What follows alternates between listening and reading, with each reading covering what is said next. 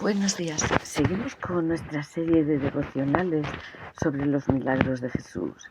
Y hoy nos toca leer uno que está en Mateo 8, del 1 al 4, y dice así: Al bajar Jesús por la ladera del monte, grandes multitudes lo seguían.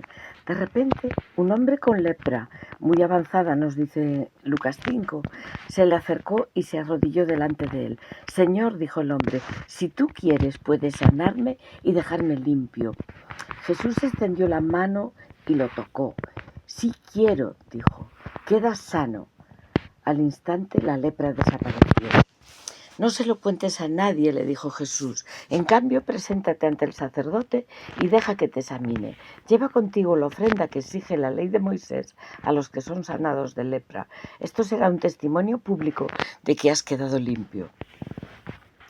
Para entender qué sucede en este relato bíblico, me gustaría hablar un poquito de cómo es esa enfermedad tan temida antiguamente, la lepra, ¿verdad? Hasta hace poco más de un siglo no se sabía casi nada sobre ella, excepto que era muy peligrosa, hasta que un investigador noruego identificó el origen de la enfermedad en 1873. Cuando este científico descubrió que la lepra es una enfermedad causada por la bacteria Mycobacterium leprae. Desde entonces se sabe que se transmite principalmente a través de las vías respiratorias, generalmente mediante un contacto cercano y prolongado con personas infectadas y no tratadas. Cuando la persona tose o estornuda o habla, es posible que se produzca un contagio de la enfermedad, al igual que el coronavirus que nos encerró a todos en nuestras casas hace bien poco. También el contagio puede ocurrir a través de la piel, especialmente en personas con heridas abiertas. A los leprosos de la antigüedad se les obligaba a caminar con un cayado del que colgaba una campanilla que debían hacer sonar para que la gente no se les acercara y hacerles saber que un enfermo de lepra andaba ahí y su cercanía era peligrosa para su salud. La lepra tarda varios años en incubarse y mientras tanto la enfermedad va a ir causando daño a los nervios periféricos y lo que puede llevar al paciente a graves complicaciones como la pérdida de sensibilidad, deformidades, generalmente de manos y pies, desfiguración, discapacidades físicas e incluso ceguera. Por eso, lo que más nos impacta de esta enfermedad son las imágenes de personas enfermas de lepra que sufren mutilaciones y grandes deformidades.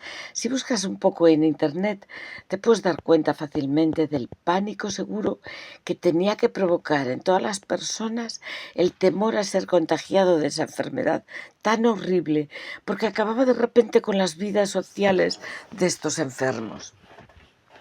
Además, la lepra en las escrituras es asociada muchas veces casi como una maldición bíblica, porque la persona que resultaba infectada sufría un cambio de vida radical a algo mucho peor.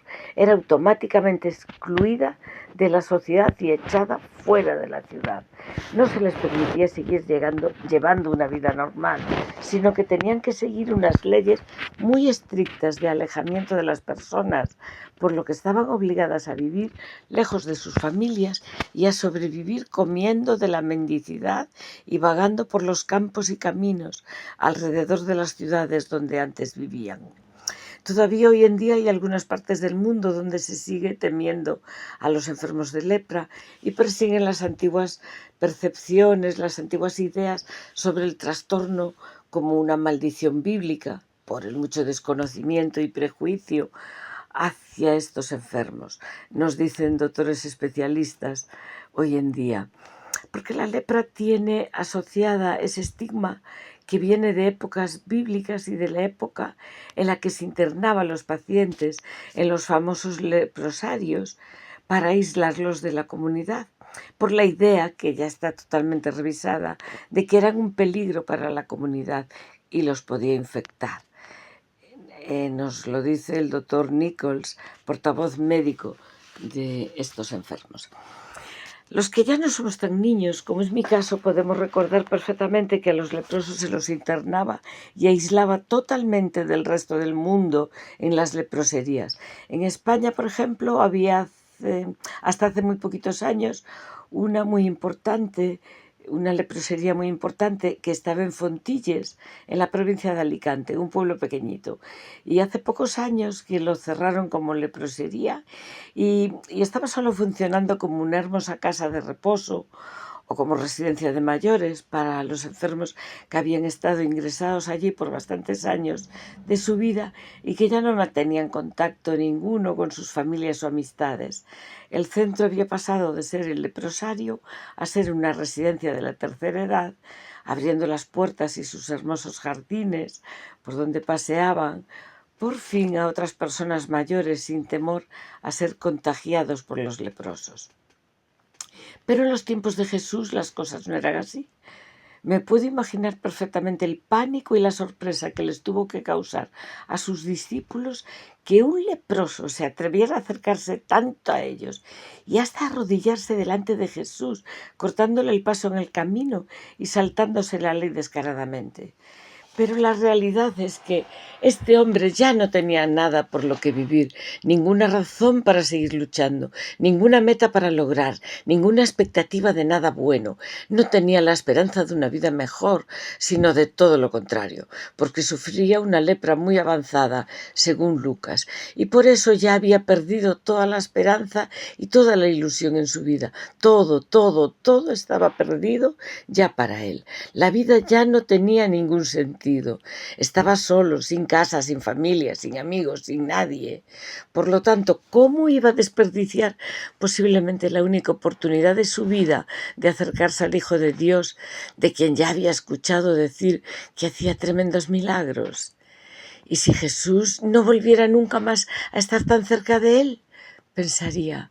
El leproso sabía bien que había curado a muchos enfermos de otras cosas, había escuchado de su fama y de los muchos milagros realizados por Jesús en toda la zona, así que se armó de valor y desesperado se fue a quemar su último cartucho en la vida y se fue al encuentro del Hijo de Dios, porque total estaba ya desahuciado por todos.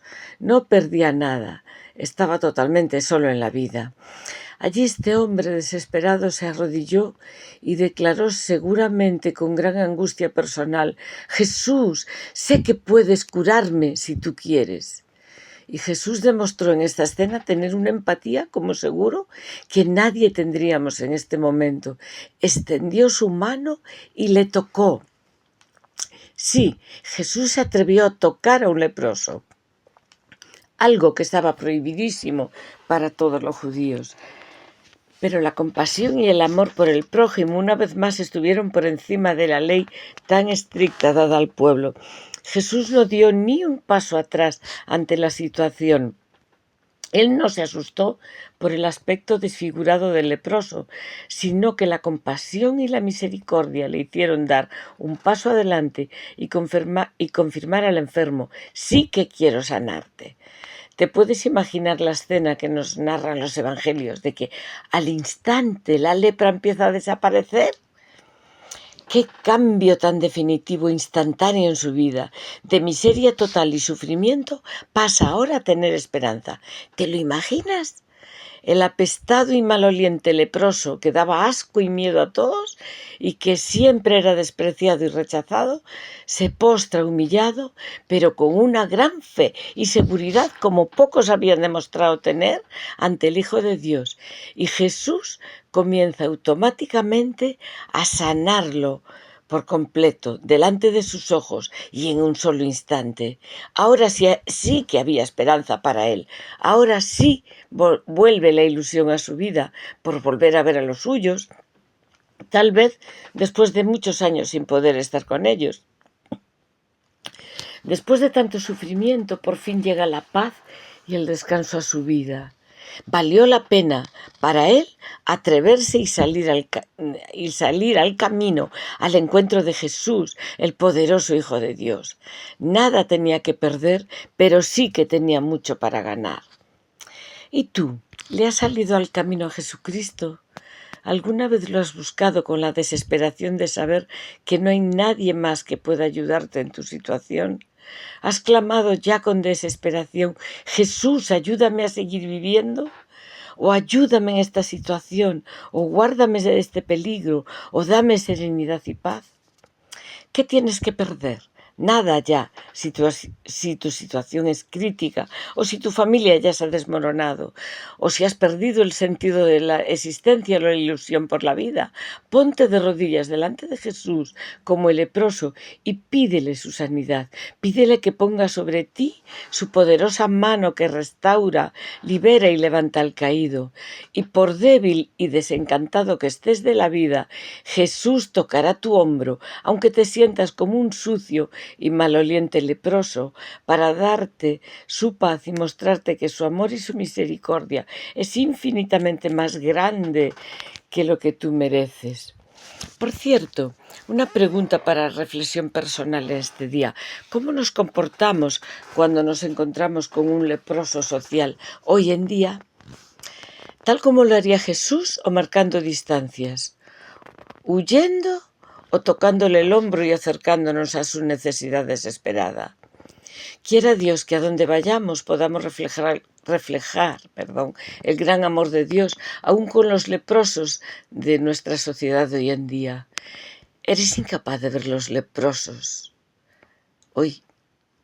Pues mira, fíjate un poquito en los drogadictos tirados por las calles, los sin techo conviviendo entre inmensas montañas de basura. No es fácil acercarse a estas personas malolientes, pero Jesús espera que sus hijos sean capaces de mostrar un poco de misericordia y compasión por aquellos que actualmente también viven excluidos de la sociedad normal. Ellos también necesitan conocer del amor de Dios para poder acercarse a Él y ser limpiados de toda clase de vicios, de toda clase de lepra que destruye sus vidas y las de sus familias. Y nosotros tenemos que ser esa mano que toca el hombro de esos apestados para que vuelvan a recobrar su dignidad y su autoestima. Ánimo, querido hermano y amigo. En las calles de nuestras ciudades nos están esperando muchos leprosos, o sea, muchas personas con gravísimas enfermedades del alma que necesitan ser liberadas de esa lepra, de esos pecados que atan sus vidas y no les permite salir de esa situación. Necesitan también oír que en Cristo hay liberación y sanidad. ¿Seremos tú y yo esa mano extendida de Jesús hacia sus hombros? Que tengas un buen y bendecido día.